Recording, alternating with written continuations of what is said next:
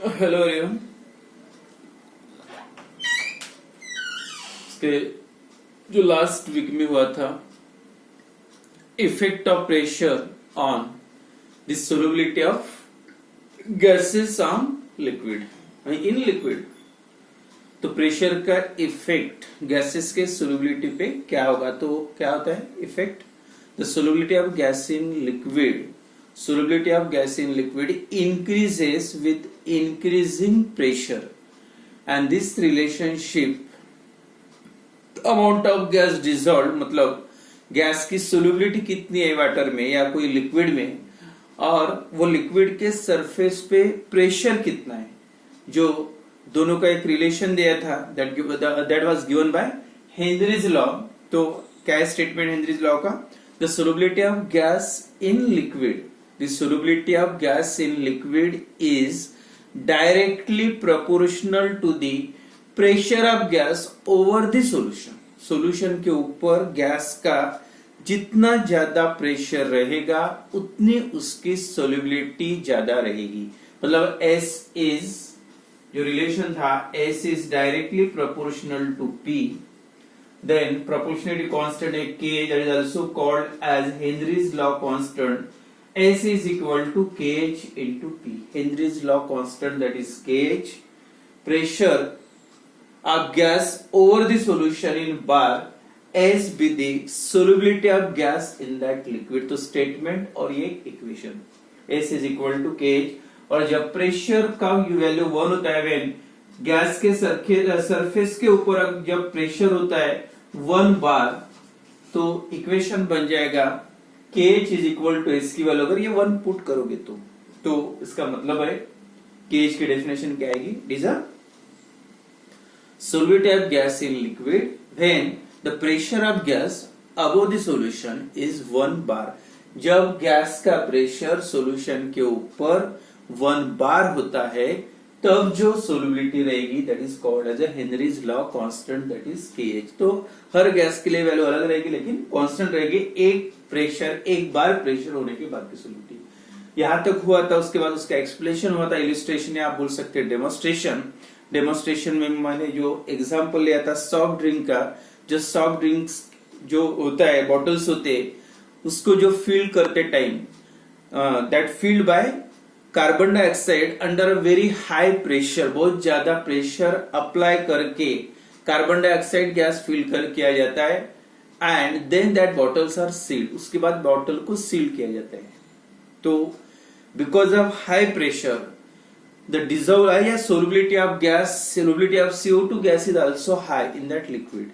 लेकिन जब से आप सील ओपन कर देते, बॉटल ओपन करते, तो that gases escape out in the form of effervescence, जैसे बबल जैसे बाहर निकलता है। उसका मतलब यह है जैसे अपनी सील रिमूव कर दी, उसका प्रेशर कम हो गया, और जैसे प्रेशर कम हुआ वो गैस की सोल्युबिलिटी भी कम होगी। सोल्युबिलिटी कम होने का ही मतलब है जो अंदर डिसॉल्व गैस था वो पूरा बाहर आना शुरू हो जाता है।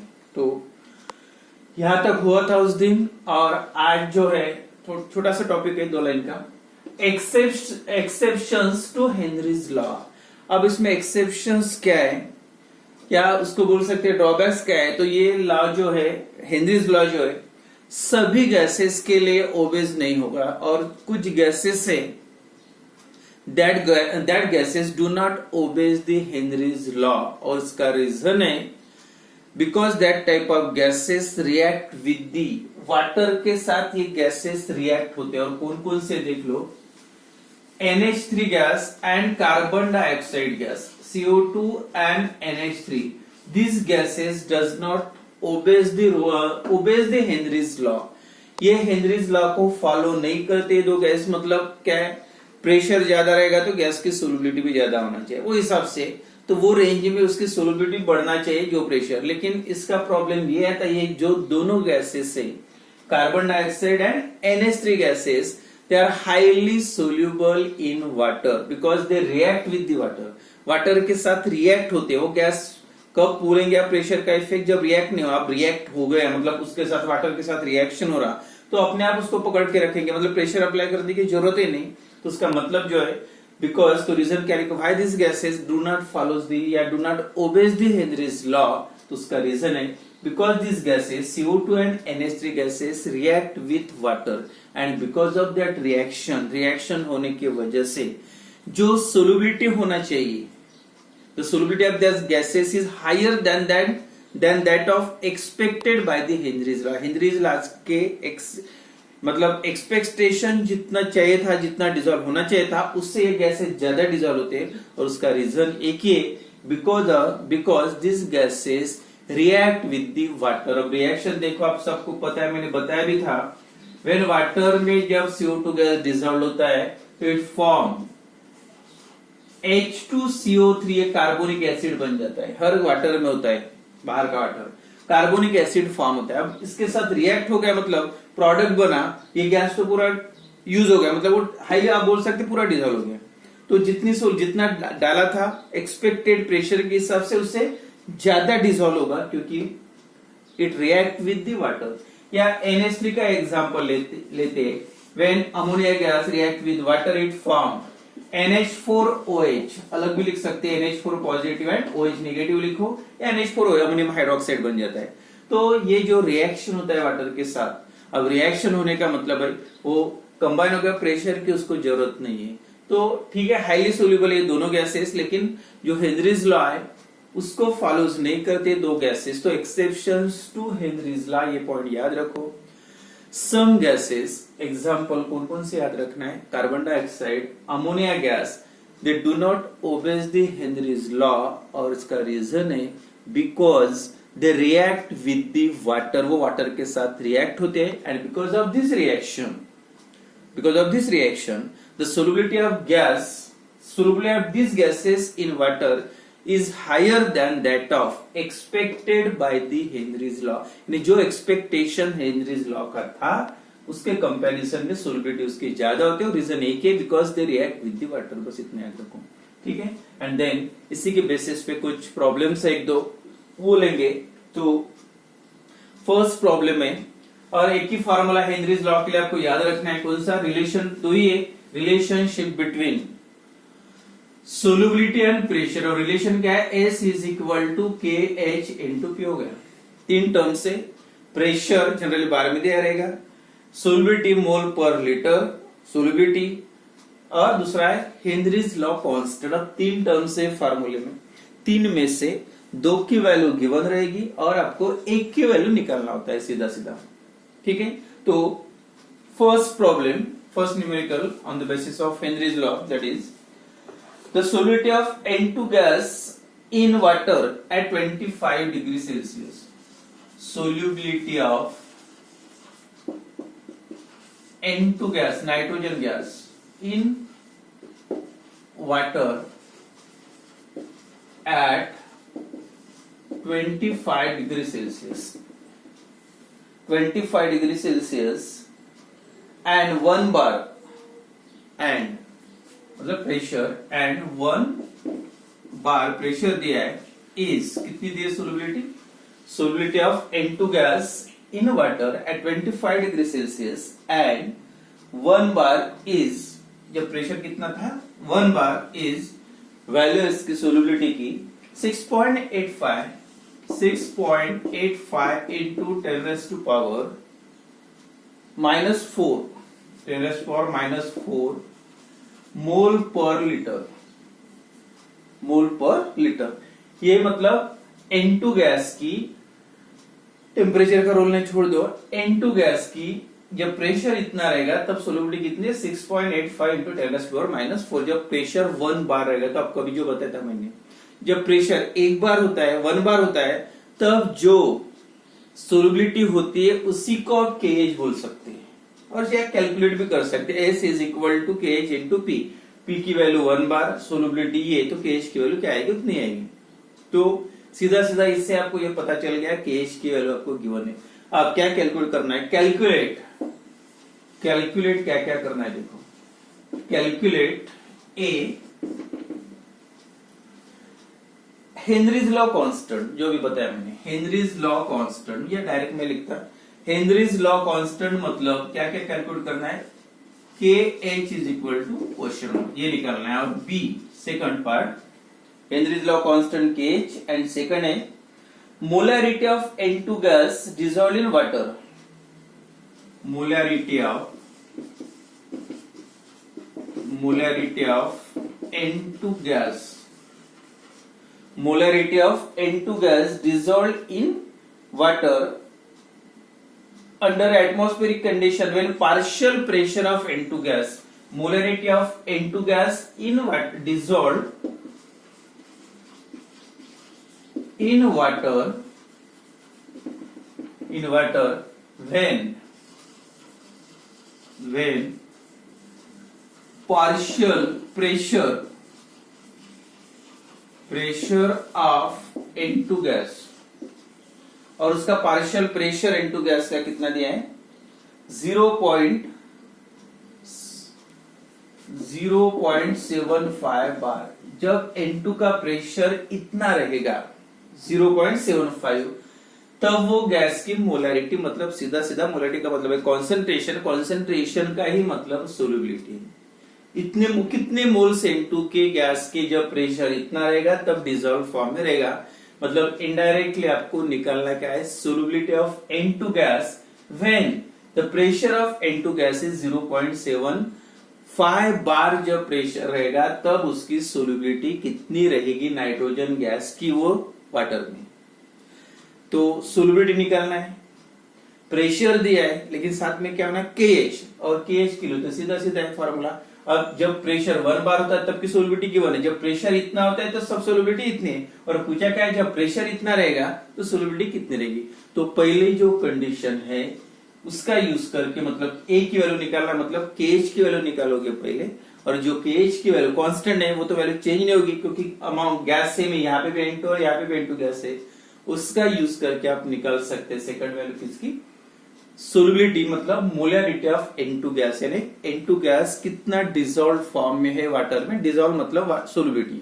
तो फर्स्ट ए पार्ट क्या है, कैलकुलेशन ए क्या निकालना है KH, और फॉर्मूला क्या है S is equal to KH into P।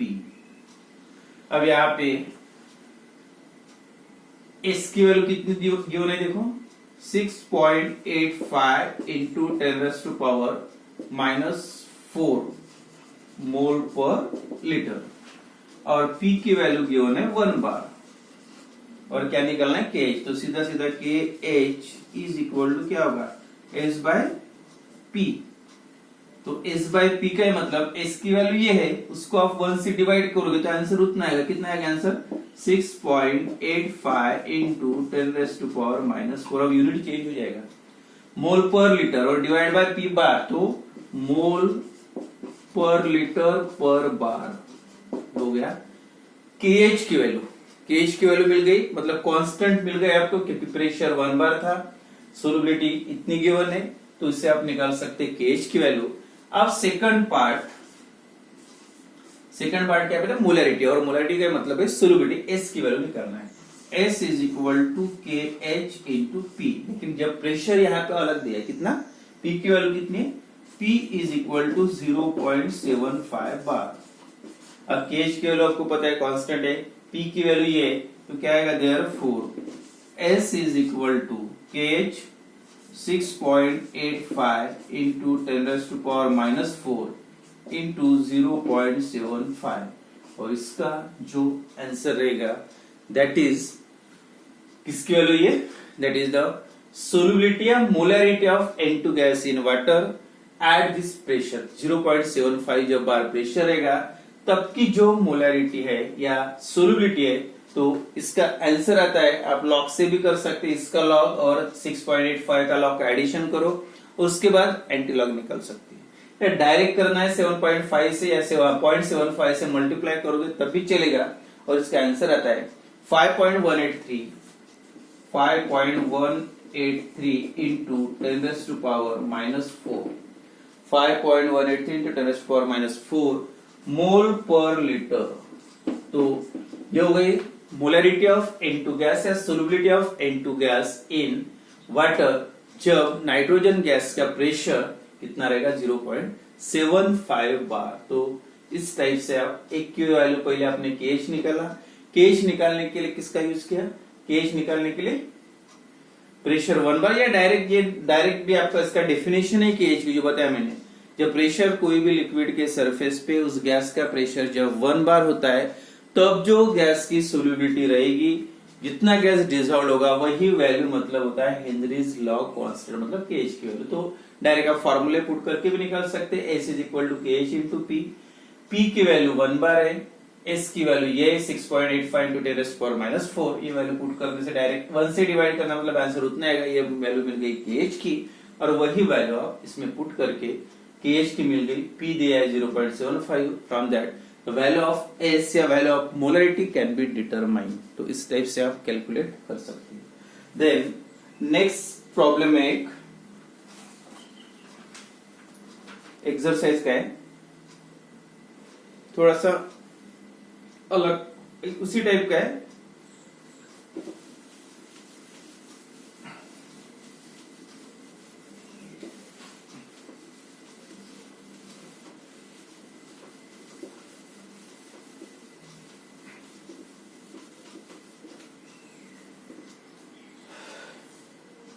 Fish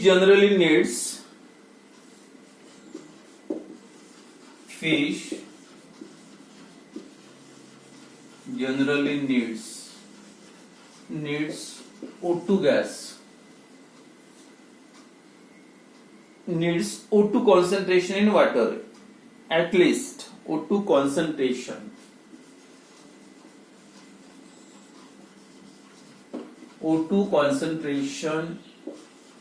in water, यानी fish for the respiration need O2 concentration, और कितना कॉन्सेंट्रेशन की जरूरत है, और कॉन्सेंट्रेशन मतलब डिसॉल्व कितना होना चाहिए इन वाटर, एटलीस्ट यानी कम से कम कितना होना चाहिए 3.8 ग्राम पर लीटर, यानी 1 लीटर में कितना ग्राम होना चाहिए 3.8 ग्राम ऑक्सीजन होना चाहिए फॉर देयर सर्वाइवल।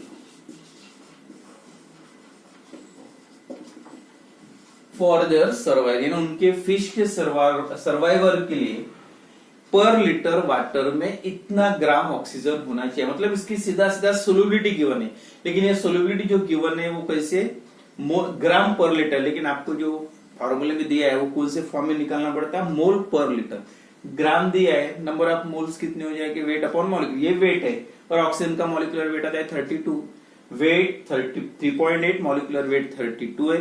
दोनों को डिवाइड कर दोगे वेट अपॉन मॉलिक्यूलर वेट तो नंबर ऑफ मोल्स मिल जाएगी। मतलब ये हो गई सोल्युबिलिटी इन मोल्स, हो गया सोल्युबिलिटी गिवन है। What partial pressure of O2 above the water,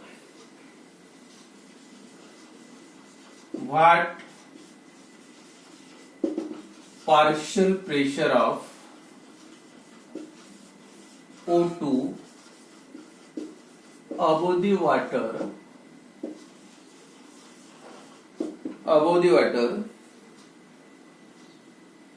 is needed for survival,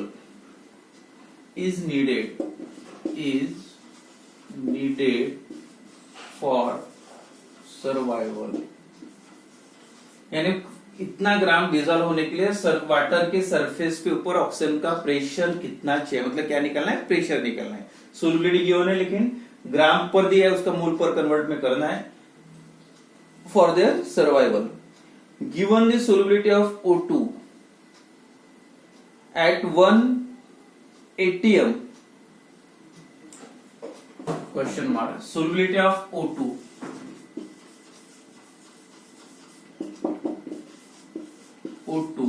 at 1 atm, 1 atm या 1 बार, 1 atm का मतलब वही है 1 atm प्रेशर में सोल्युबिलिटी ऑक्सीजन की कितनी है, तो आप सोल्युबिलिटी ऑक्सीजन की निकाल सकते हैं।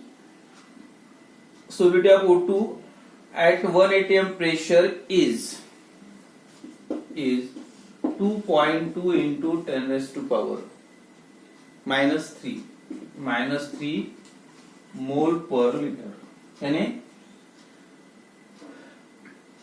क्या निकालना है, partial pressure of O2 above the water is needed for survival. कितना पार्शियल प्रेशर चाहिए? The solubility of O2 at 1 atm is 2.2 into 10⁻³ अब 1 atm पे इतनी सोलिबिलिटी, मतलब इससे आपकी किसकी वैल्यू है, सीधा सीधा किसकी वैल्यू है, केएच की वैल्यू ऑफ केएच। तो केएच की वैल्यू 1 atm मतलब 2.2 into 10⁻³ सोलिबिलिटी गिवन है इतनी।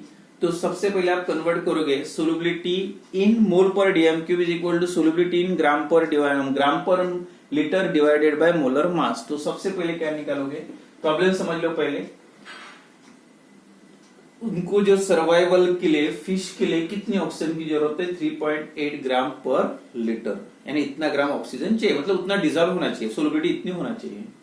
तो ग्राम पर लीटर है, तो आपको एक थोड़ा सा याद रखो, मोल पर लीटर चाहिए। ग्राम पर ग्राम पर दिया तो मोल पर लीटर में कन्वर्ट करने के लिए होगा ये part, divided by 3.8 divided by molecular weight, उसको मॉलिक्यूलर वेट से डिवाइड कर मोल पर लीटर हो गया, वो हो सॉलिबिलिटी।